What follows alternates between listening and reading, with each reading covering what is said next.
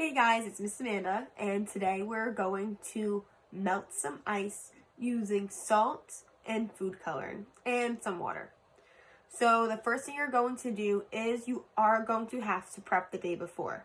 So yesterday I put some water inside of this plastic container and I put 2 little polar bears in it just to make it more fun. And this is what it looks like before I put it in.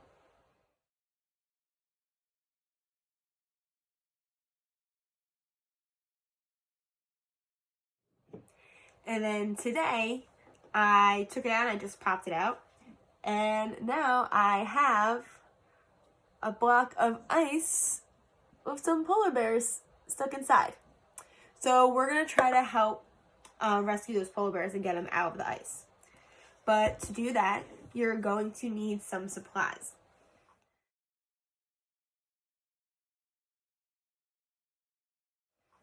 So you're going to need some salt, a dish or a bowl where you put on the salt, unless you want to just pour it in from there. You're going to need some cups, whatever amount of cups you want to use, depending on the amount of different colors you're going to have using some food coloring. If you have an eyedropper, you can use an eyedropper, a medicine dropper. I'm going to use a straw that I'm just going to cut. And I'm going to use the method that I always do. Put my thumb over it, put it in, pick it up, release to dump out the water. Alrighty, so first I'm going to go right ahead and I'm going to make my different colored waters. You may also hear or see my dog Ruckus chewing his bone in the background. Hey. Hey. Okay. He's busy.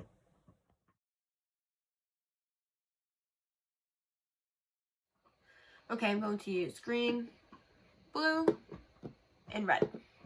So I'm going to put some drops of green in.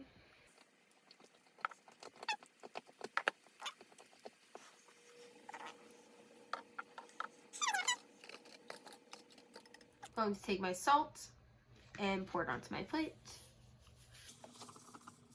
So before I really do all of this, can you think of a time that maybe one of your parents have used salt to melt something? It's kind of weird because salt isn't hot. Have you ever touched salt and thought, oh my goodness, this is too hot for me to touch or eat? No, it's not because it's too hot. It's that it actually just makes the salt easier to melt, or it makes it so it doesn't have to be so cold for it to turn into water again. So can you think of a time?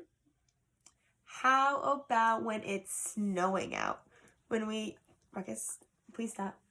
Okay, when it's snowing out, the roads can get, Marcus, the roads can get icy.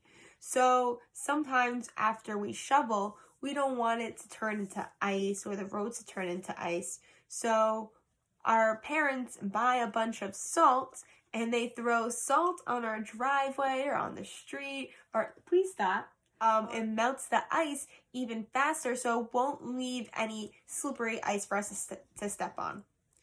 And that's why you usually see those really big, please stop, these really big bags of ice, these really big bags of salt, but the salt isn't this little tiny salt that we use when we cook so much. They usually look like kind of big crystals, right? So those big crystals are really going to give more of an impact to the ice and make it melt. And this little tiny salt isn't going to do as great of a job.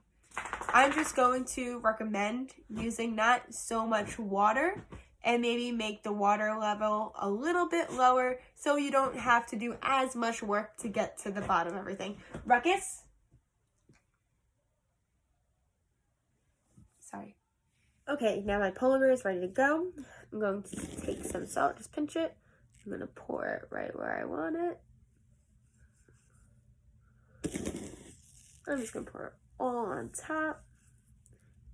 I'm going to cover it up. And then I'm going to take my color, taking some green, I'm going to put it on. Okay, I added a little bit more food coloring so you can see a little better. There we go. So now the water is spreading out all over and getting into the little nooks and crannies that the salt is making.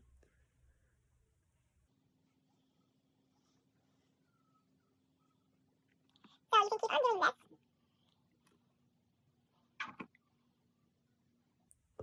And whenever you're ready to melt some more, you're going to put some more some more salt onto your ice.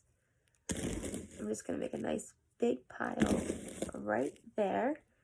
And I'm going to add some red to it.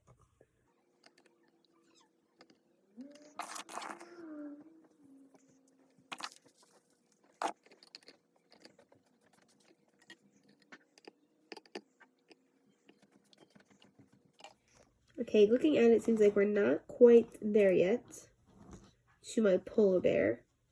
I think a little bit more of a coarser salt would work better. I'm going to try to dump a lot of salt on it now and see what happens.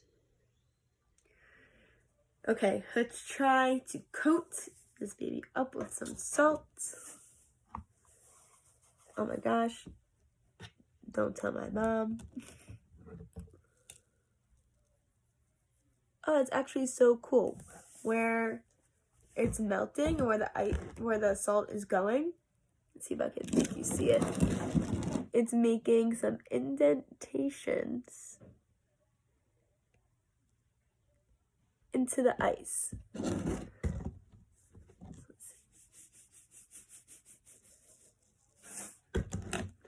It's cold.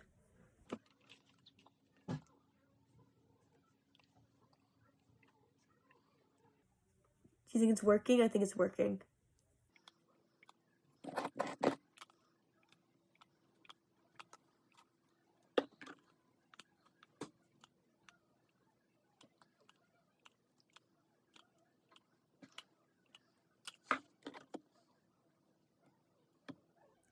I really wish the polar bears weren't at the bottom of my ice, and I wish I flipped it over. So let's try flipping it over and see if we can get his feet out. You think we could do that?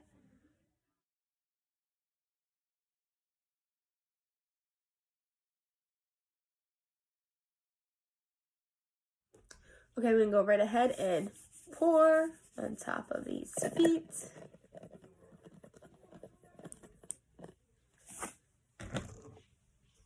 Add some red in there. I hear some crackling of the ice.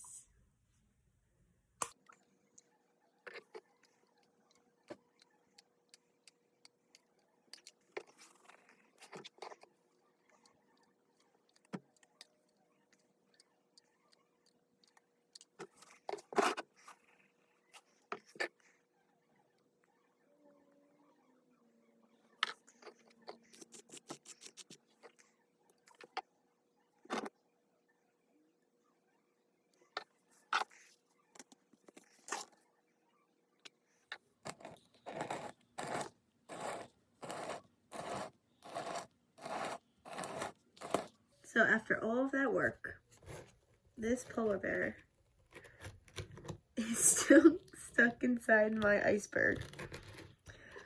But he is almost out. I see his nose. I see his paws, his tummy a little bit, his leg. With a little bit more work, I think I can get it done. Okay, so I didn't want my bowl to overflow. So this is how far I got. He's almost out, right? The other one, not so much.